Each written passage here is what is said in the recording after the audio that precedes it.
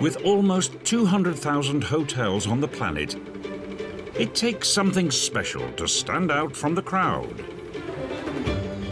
Some hotels achieve a status that goes beyond 5 stars. When you go there as a regular person, you are a celebrity. Butler service. You have everything you could possibly want. Want to sleep in Marilyn Monroe's bed? Of course you can, for $7,000 a night. And satisfy the world's most demanding guests. It's no surprise for a guest to spend anywhere between $70,000 and $90,000 on room service alone. Today, we're checking in to one of the most famous hotels in the East. Morning, ma'am. Morning. How may I assist you? You can't go to Singapore without going to Raffles Hotel. A playground for the rich and famous. Attentive room servants would find Mr. Noel Coward swimming in the pool, naked. With a past as exotic as its surroundings. It has been a very racy hotel in its time. People came to live it up and get into mischief. Hey, look. What she's drinking. To discover the secrets. This is the window where Michael Jackson waved to the crowd. Of how to be one of the world's greatest hotels. Don't give away all our secrets.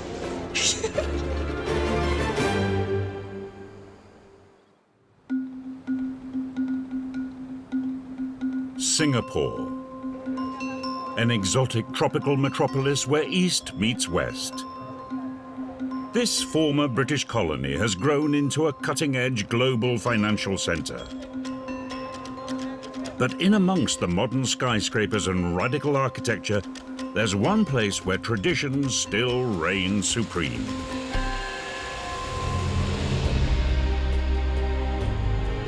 Raffles Hotel has been a fixture in Singapore for 130 years. Singapore has changed so hugely, and yet still you find in the midst of this Raffles, a little enclave where every blade of grass seems to have been cut to the prescribed length. It's an anomaly. It's a little white jewel box in a great big modern city of skyscrapers.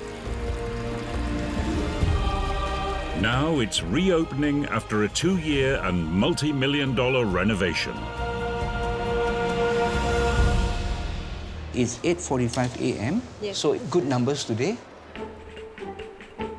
It's the first national holiday since the upgrade, and the staff are expecting a full house. The first entrance, I must make it very impeccable. The gravel driveway must be swept nicely. The 5-star guests will demand 5-star attention to detail. Oh, this is bad.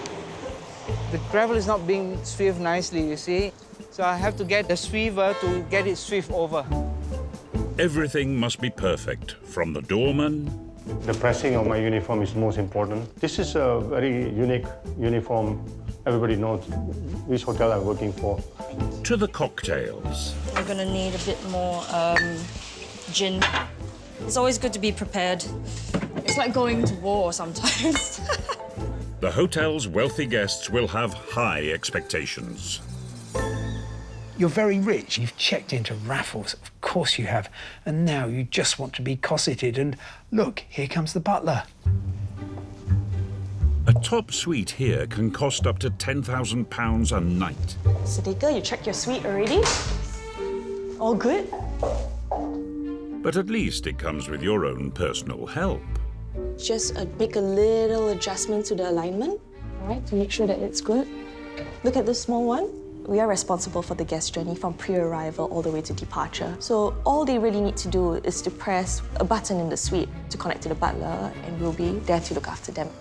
Butler service is all about knowing their clients better than they know themselves. Here, they keep a file on each guest so they can anticipate their every need. I more or less wanted to adopt the butler I was given on my most recent visit. Her name was Jin, and I thought that was a practical joke being played on me by the management because they know probably a little bit too much about my drinking habits. So tell me about the guest. What is the guest like? Understood that Mr. drinks decaffeinated coffee. Good. So I placed in two. Mm-hmm. Mrs. loves sweet berries. And I have placed in the sweet berries tea bags as well. Some guests have more unusual tastes than mere fruit tea bags. I recall one time when a guest actually asked me, Grace, could you do me a favor? So I like to buy the fake snakes and the fake reptiles because he would like to frighten the wife in the bed. So he wanted me to buy those fake snakes and put it in the sheets. And I said, is this really what you want me to do? And he said, yes. I said, would Mrs. get a real fright? I don't want her to freak out.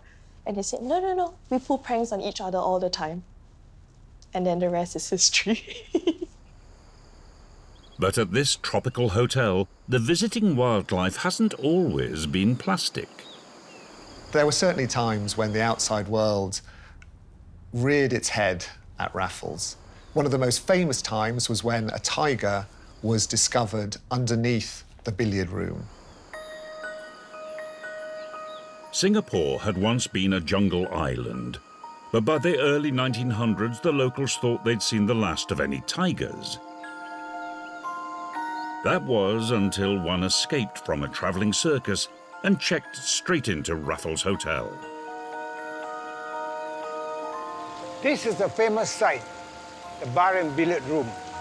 The first building was an elevated building, and under the building is meant for storage of your empty bottles and your boxes. Of course, the staff were very frightened when they saw the tiger, reported to the manager of the hotel.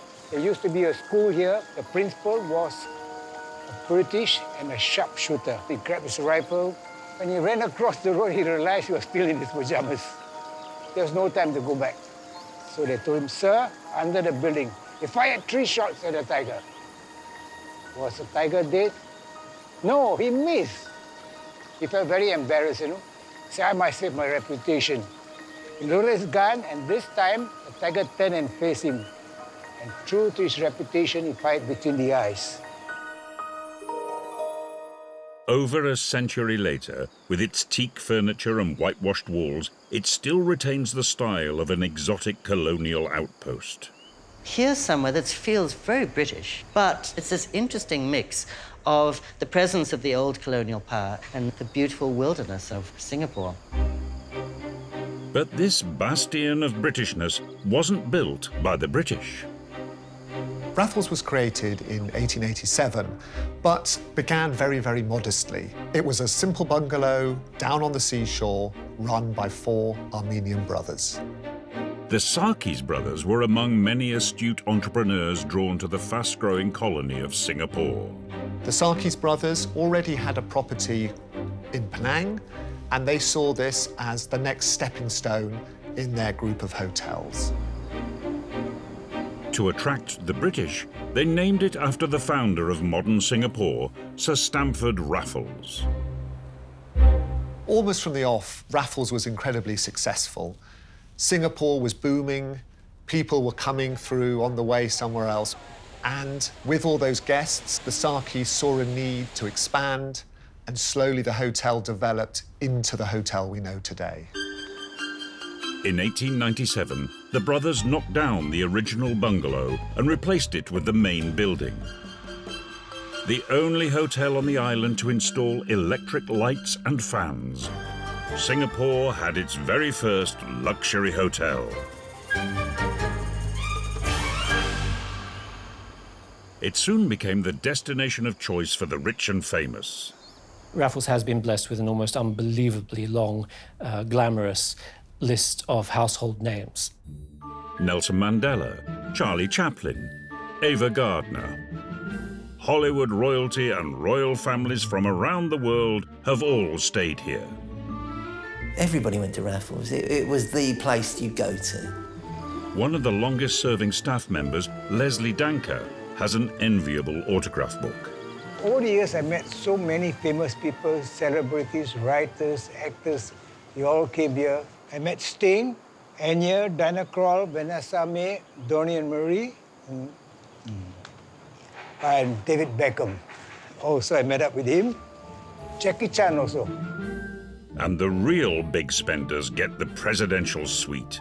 antique furniture, Tiffany silverware, hand-woven carpets, and 260 square meters of space. To you and I, that's almost 4 times the size of the average house. This is the famous presidential suite, where a lot of heads of state have come here, stayed here. But I'd like to mention the Queen of England. She came here, and I had the privilege of meeting up with her. And she was such a pleasant and nice lady. It was the greatest moment of my life. But there's more to Raffles than meets the eye. Coming up, how the hotel's civilized appearance conceals a racy past. I'm spending $1,000 a night. Of course, I will behave as badly as I like. And the day showbiz royalty went ape.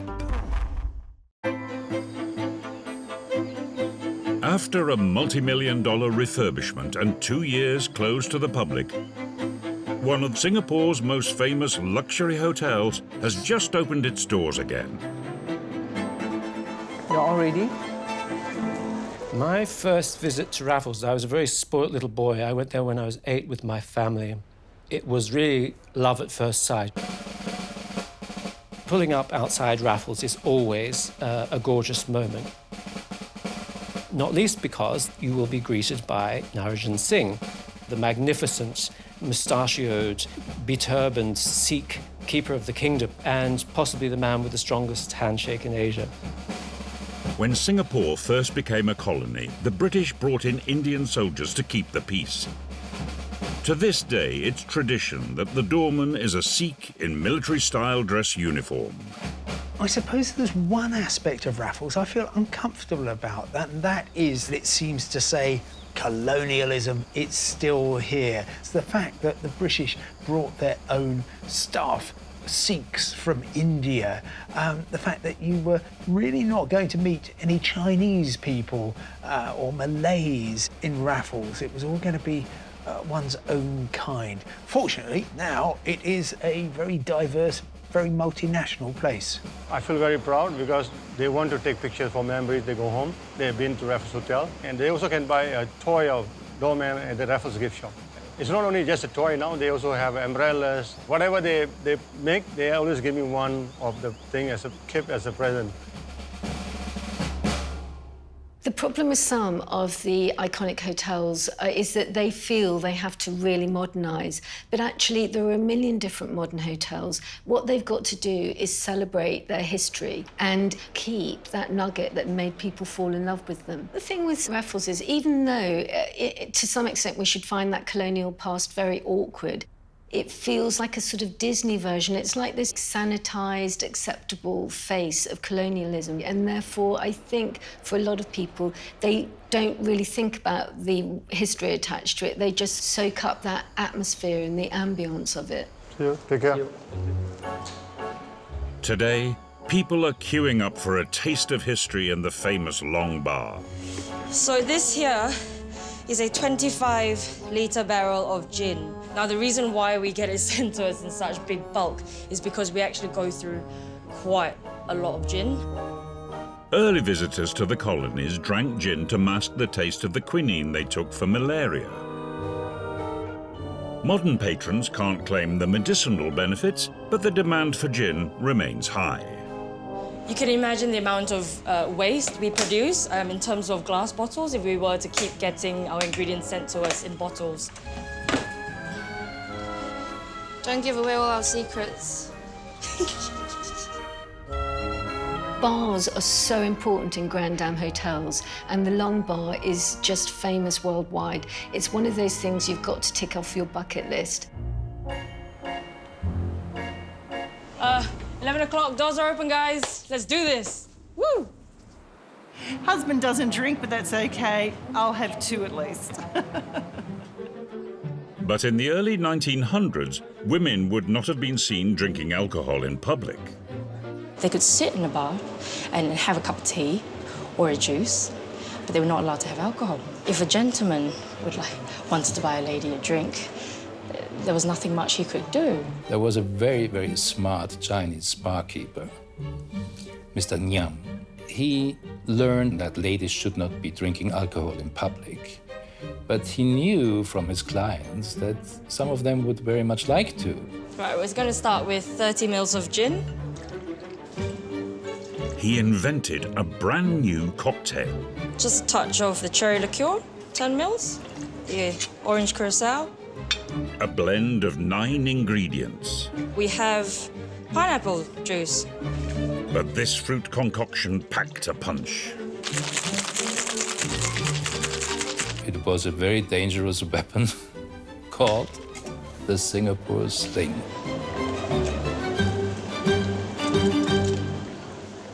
You've got quite a lot of booze in there, actually. It does not taste as if there's a lot of booze in there, but once you have, you know, 1 or 2, you'll find it quite hard to stand up. Most importantly, it doesn't look like an alcoholic drink, thereby allowing the hotel's female clientele to secretly enjoy a tipple. And everyone was doing this. Hey, look. But she's drinking. It's okay, it's just fruit juice. Don't worry about her. This sneaky snifter is now the country's national drink. If you're in Singapore and in Raffles, not having a Singapore sling, you have yet to see Singapore. Sorry. 7,000 miles away, this West London distillery plays a vital role in Raffles' hospitality. This is exactly where all the craftsmanship and what we call the magic happens. Sam Galsworthy and his team supply the hotel with gin. Gin's flavourings all come from the ingredients you put in. These ingredients here, these are the basis, staples, recognised botanicals: juniper, angelica root, licorice root, cinnamon, cassia, orange and lemon peel. This is what makes a very classic, stunning, smooth London dry gin. To mark the centenary of the Singapore sling, the hotel commissioned its own bespoke gin and created a brand new version of the sling. For this creation, we have looked at some ingredients that would be prevalent in the Southeast Asian basin. So you've got pomelo, from part of the grapefruit family, lemongrass. This is real underlay of spice, and that spice is needed to travel. You need to be able to taste the gin as it sort of battles its way through the different, really flavourful ingredients. Sam himself has a very personal connection to the hotel, going all the way back to the founder of Singapore. So my name isn't actually Sam, my real name is actually Stamford, and that was the name after Sir Stamford Raffles, my great-great-great-great-great-uncle. Raffles worked for the East India Trading Company. He recognised that Singapore, with its natural deep harbour, could become an ideal trading post in the Far East. In 1819, a treaty was signed and Singapore was open for business. Singapore, at the end of the 19th century, was bustling, it was busy. There were ships with masts everywhere you looked. Since then, Singapore has become one of the most important commercial hubs in the Eastern Hemisphere, and its port is now the second busiest in the world. All the world convenes here. There are 100 cultures in Singapore. It's a meeting place, it's a melting pot. Singapore is the very heartbeat of the East. I think it's hard to find a more multicultural, hyper-diverse, all-embracing city, and you can't go to Singapore without going to Raffles Hotel. Author Somerset Maugham wrote that Raffles stood for all the fables of the exotic East, but its past was sometimes as hot and humid as the island itself. Raffles' reputation has actually changed a great deal over time, and much more than people would realise. In the early 1900s, the hotel was a haven for the first wave of expats. Not always the classiest of characters, they lounged around the veranda at the front of the hotel, looking out for any women that went by. This spot soon became known as Cad's Alley. Raffles was the meeting point of the society in Singapore. Now that sounds very high society, but not as elegant as one would like to imagine.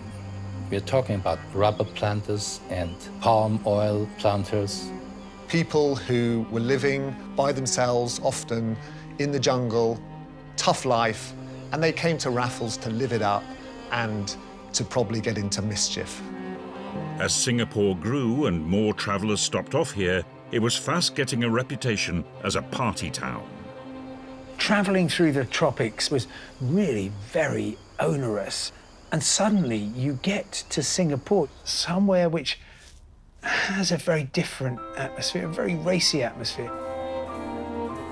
There's quite a lot going on here, and not all of it might be strictly legal, and let's have some fun.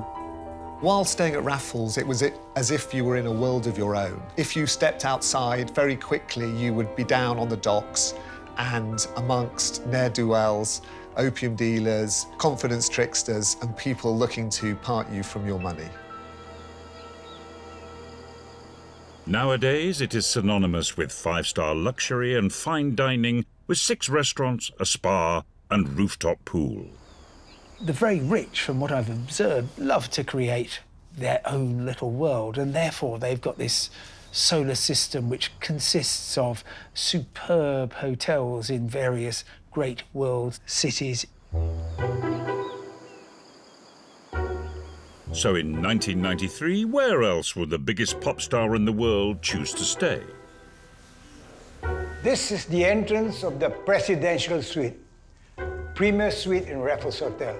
And this entrance have a very special significance for Raffles Hotel. This is the window where Michael Jackson stood here and waved to the crowd. Jackson's legendary Dangerous tour was greeted with hysteria in Asia. In Singapore, when you mention, especially taxi drivers, you want to go to Raffles Hotel, the first thing they say, that's a Michael Jackson hotel. The Prince of Pop was staying with the Queen of Hollywood, Elizabeth Taylor, and both wanted to be treated like royalty.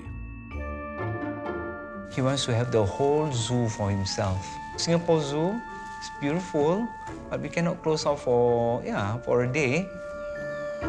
But what guests want, they get. So the zoo came to Raffles. It was one morning, the orangutan and a chimp visit him for breakfast. Then after that, they went to the swimming pool with the orangutan and the chimp to have an ice cream. That was really, really something. Okay, and this is a famous photo I always admire. I met up with Michael Jackson and also took a photo with him. It's not easy to have a photo, but I managed to do it. Coming up, behind the scenes at Raffles. There are so many craziest things that they ask us to do. It's a place of secrets. Attentive room servants would find Mr. Noel Coward swimming in the pool, naked. Raffles Hotel on the tropical island of Singapore has been putting up the rich and famous in grand style for 130 years. Hello, good afternoon. Please, welcome. It's quite humid out there. Yeah. There are no hotel rooms here, but 115 luxury suites, each with its own veranda overlooking one of the hotel's 7 gardens. However, most visitors head straight for the bar. I need to cut more pineapples. To help make up to 1,000 Singapore slings a day, bar manager Priscilla has a little helper. Our very own Raffles sling shaker machine. It has 6 inserts, whereby we can actually put one of these big shakers in there, and each one of these shakers houses up to 3 cocktails. So we make about 18 Singapore slings at one go. Sadly, no such mechanical help for concierge Ross Lee. I need to have this folder in place in 224. The guest will be arriving shortly, so she just need it. We always have to use staircase, no lifts. Rosley, incredibly efficient. That's why he's got the job. He's been there for at least 30 years. With over half of its bookings coming from returning guests, it seems it pays to go the extra mile. I walk like 12,000 steps in the hotel, maybe 12 to 15,000, plus walking home will be about 27,000 steps per day. I think all great hotels have a lot of things in common, but it's a little bit like saying tennis players all do roughly the same thing. They do, but there are some tennis players who are better than others. Princess? Princess? Madam? Yeah. The specific nature of Raffles' greatness, I think, is a little bit like that sort of difference. It's almost invisible, and yet you are aware of it when you experience it. Oh, wow, that's nice. And wow, that's a very nice family picture you have. Thank you very much. Thank you. Have a great day. Thank you very much for coming by. There's one time that most craziest thing was she lost her 1 carat diamond ring. We searched everywhere. I did. We actually vacuumed off the whole of sewerage treatment. We did it. We couldn't find it. Seriously. I was telling her, the only thing is, when was the last time you actually saw it? It was on the sink. So when I actually, with the engineering, hold the sink and shake it, we heard like a coin. Cling, cling, cling, cling. He's a professional. He has a hammer. Give one knock, bang! There you are. These are the little craziest thing that I've ever met. Yeah, sometimes things happen. Make sure the door is locked. When it comes to delivering a personalised service, the butlers are on the front line. During the stay, we would actually find out more about their plans for the stay. Perhaps there's something that we can pick up from conversation that would help us anticipate their needs before they ask us. The last time before the guests left, they mentioned that they did not have enough time to explore the city. So I've chosen these places for them and added into the itinerary. Beautiful. I think they will be very pleased with this.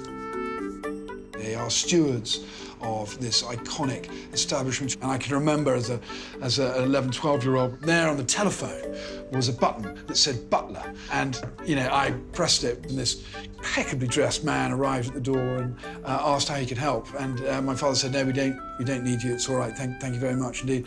And he went away and I pressed it again and he came back. I must have done it 3, 4 times. And the man looked as pleased and delighted to be there the 5th time as he did the 1st.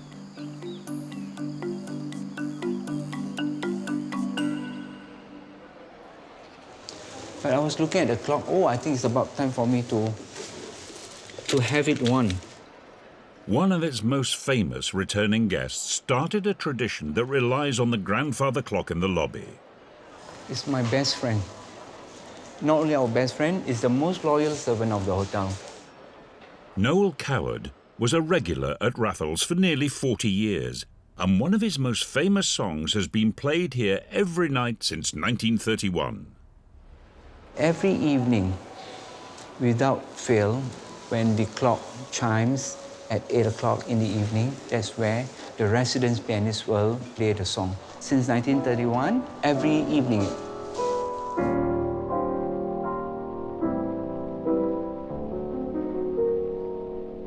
I'll see you again whenever spring breaks through again.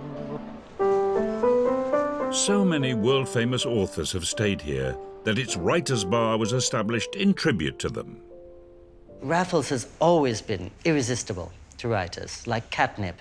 Writers like Kipling, Jan Morris, and John le Carré, they'd all come here. So I came here in a spirit of pilgrimage.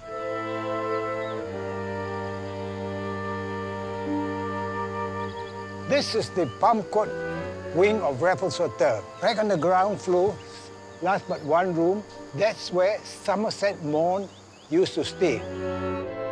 Somerset Maugham was an English novelist and playwright, one of the most popular authors of his era. He'd come to a bar in Raffles, like this one, to eavesdrop and to engage people in conversation and then produce the stories that enchant us even now. So it's an irresistible place for writers.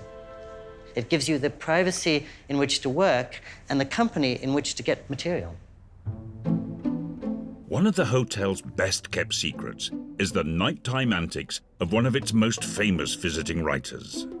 It is probably a not known fact that Noel Coward not only enjoyed Raffles to the maximum, but he also enjoyed the swimming pool there very, very much.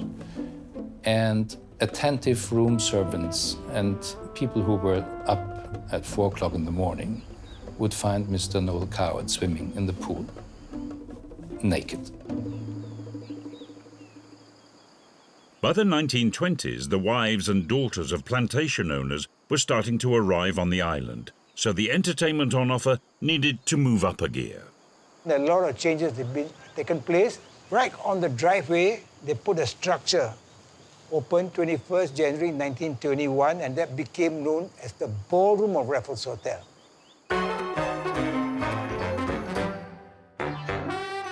Despite the searing heat, strict rules of dress were observed. People were not travelling with simply an overnight bag. They came with steamer trunks.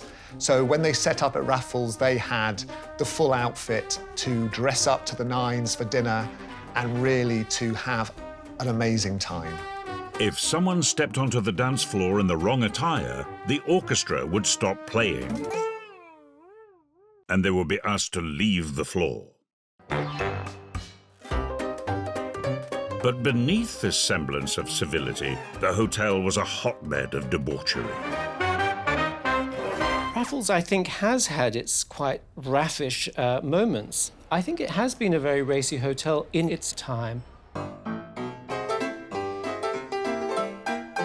With their husbands left minding the shop on the plantations, the wives came here looking for some extramarital fun.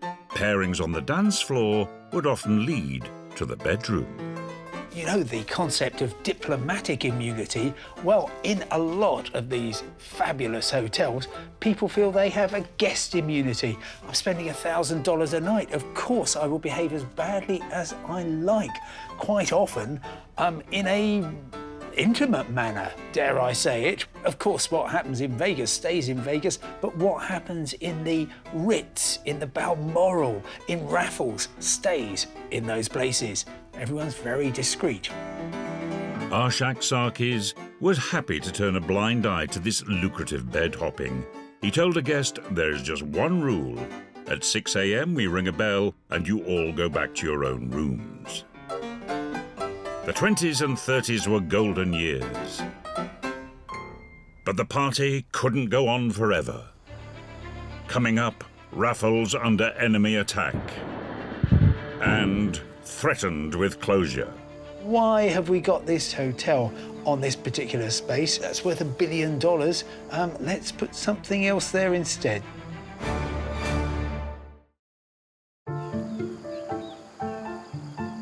Known as the Grand Dame of the East, Raffles is the epitome of British colonial splendour. Raffles was founded during what's known as the high noon of empire. This really was a time when Britain ruled the waves. But Britain needed to be able to defend its territories from attack. In 1938, as the clouds of war gathered in Europe, a £65 million naval base was opened on the north coast of Singapore. When war broke out, the colonialists were confident that with such a large military presence at hand, Singapore would remain secure. There was very much a feeling that Singapore, at the outset of the Second World War, was impregnable and would have been safe from any sort of invasion.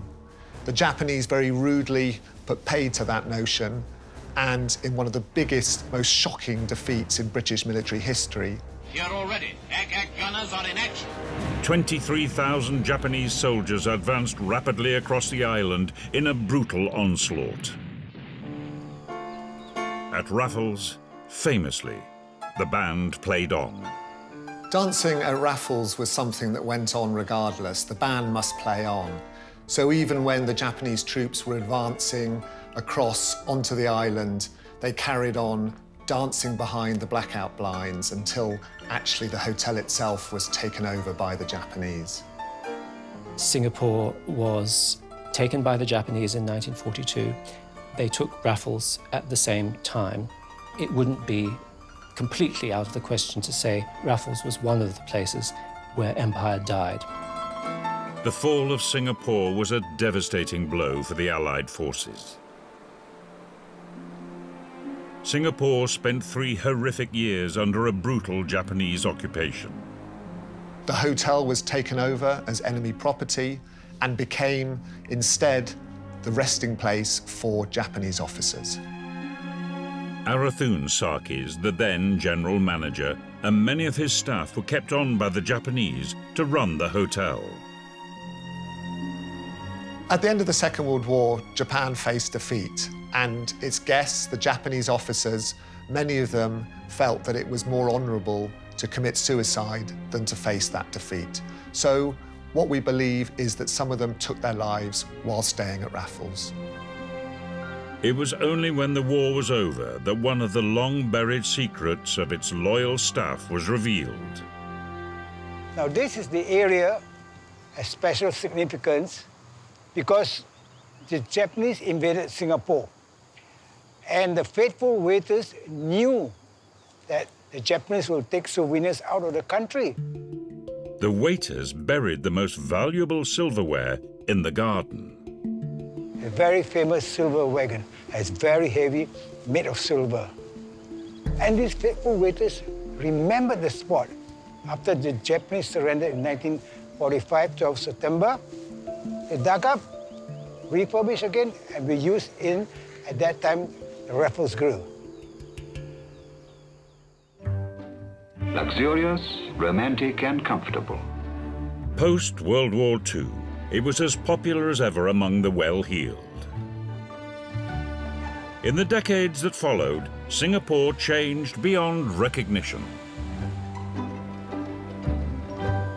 The reclaimed land in front of the hotel was built on, and modern tower blocks sprung up around this former beachfront bungalow.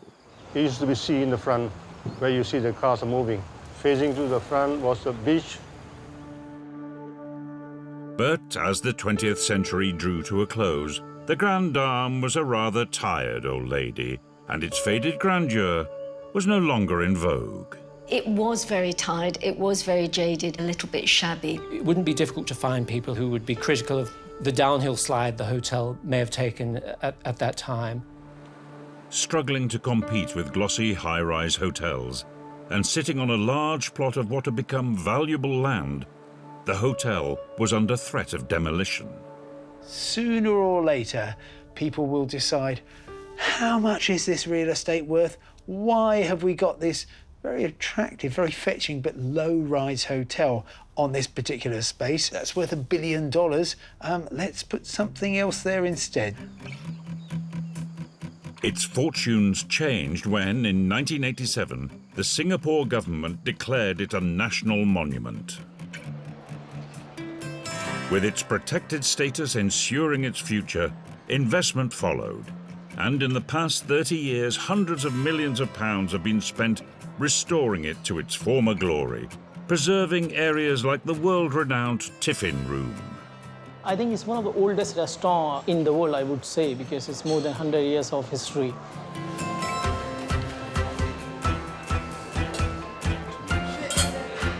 I think the true skill in a development of an iconic building like that is keeping what was really important to keep, while subtly incorporating gentle upgrades.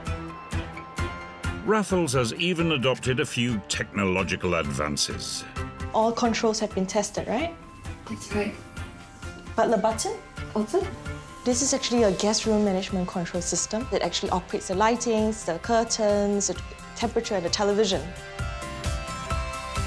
Because whenever we have any of our guests coming in looking for the, say for instance, boutique, we can just show it to you. Just press. I have a cranky old friend who likes to say that he dislikes all change, especially change for the better. And I think where Raffles is concerned, I used to feel the same, but having seen how well the place has turned out, I no longer feel quite like that. Modern, beautiful, I love it. The hotel has come a long way from the beachfront house. The newly renovated atrium lobby has a chandelier with 8,000 crystals suspended over a white marble floor. Morning, ma'am. Morning. How may I assist you? Oh, they said I could just come in and have a look. I can show you around 1 second. okay. Yeah, please. I've come here today because I stayed here in the end of 1974-75 with my husband on a honeymoon. And we stayed at the old Raffles Hotel. And so I've come back to see what they've done. So it's completely changed the time you stay and now different. Yes. So this is where you have the IT. It's not a place where people come on business so much or casually. They come here for important moments, and the weight and the privacy of those moments is all around us. And now the next generation of staff are being trained to look after all its future guests. When you're welcoming the guests, right? Welcome to Raffles Hotel Singapore. Your handshake and your eye contact, they're level. I'm a head doorman now, but I'm also training the 6 new doormen who are on board now. I expect the highest standard. Most important thing that the service should provide from the heart. Everything's good? Yes, very nice. Very nice. Thank you. Thank you. Thank you so much for your patronage. When they arrive as a guest, when they leave as a friend, when they return, they are as a family. You have a good trip. Look forward to you. I hope you enjoy your stay. Yes, we did. And we have many return residents around. Oh, very good. Take care. We have a privilege to meet so many different type of people in different walks of life. People who are really rich and people who have saved an entire lifetime to stay with us. Bye. So we are very privileged to meet guests like that. I think Raffles Hotel will definitely outlive all of us. It's a building, but it has a life of its own. Despite the high rises around it, it remains forever Raffles Hotel.